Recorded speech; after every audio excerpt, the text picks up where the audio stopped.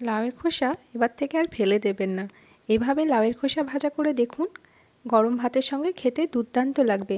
নমস্কার বন্ধুরা, পিয়াস কুকিং হাবে আপনাদের সবাইকে স্বাগত। এই যে আমি কড়াইয়ের মধ্যে তেল দিয়ে দিচ্ছি 2 চামচ মতো। তেলের মধ্যে দিয়ে দিলাম সামান্য একটু কালো জিরে ফোড়ন, আর দিয়ে দিলাম 2টো শুকনো লঙ্কা। এদিকে লাউয়ের খোসা যেটা ছিল সেটাকে আমি কুচি করে কেটে নিয়েছি, আর নিয়েছি একটা বড় সাইজের পেঁয়াজ কুচি। ফোড়নটা দেওয়া হয়ে গেলে এরপর আমি এখানে লাউয়ের খোসাটা দিয়ে দিচ্ছি। আমাদের বাড়িতে লাউয়ের খোসা আমরা ফেলে দিই না, লাউয়ের খোসাটা এভাবে ভাজা করে খাই। গরম ভাতে কিন্তু দুর্দান্ত লাগবে। দেখুন লাউয়ের খোসাটা ভালো করে নাড়াচাড়া করে নিলাম। এর মধ্যে সামান্য একটু লবণ দিয়ে দিলাম, আর দিয়ে দেবো সামান্য একটু হলুদের গুঁড়ো। এবার এটাকে ভালো করে নেড়ে চেড়ে নেব।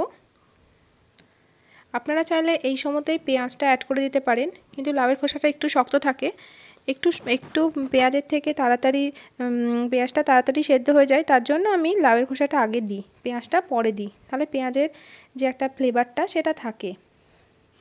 দেখুন লাউয়ের খোসাটা যখন এরমভাবে অনেকটা ভাজা ভাজা হয়ে যাবে তখন পেঁয়াজটা আমি দিয়ে দিলাম। পেঁয়াজটা দিয়ে পেঁয়াজটাকেও ভালো করে ভেজে নেব। একদম লাউয়ের খোসা আর পেঁয়াজ লাল লাল করে ভেজে নিতে হবে।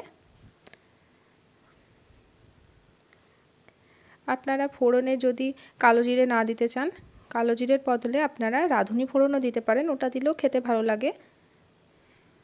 আর নিরামিষে যদি করেন পেঁয়াজ ছাড়া, তাহলে লাউয়ের খোসাটা যখন শেষে নামাবেন তার আগে একটু পোস্ত ছিটিয়ে দেবেন, তাহলে অপূর্ব খেতে লাগে। নিরামিষ যেদিন আমি করি সেদিন আমি একটু পোস্ত ছিটিয়ে নামাই।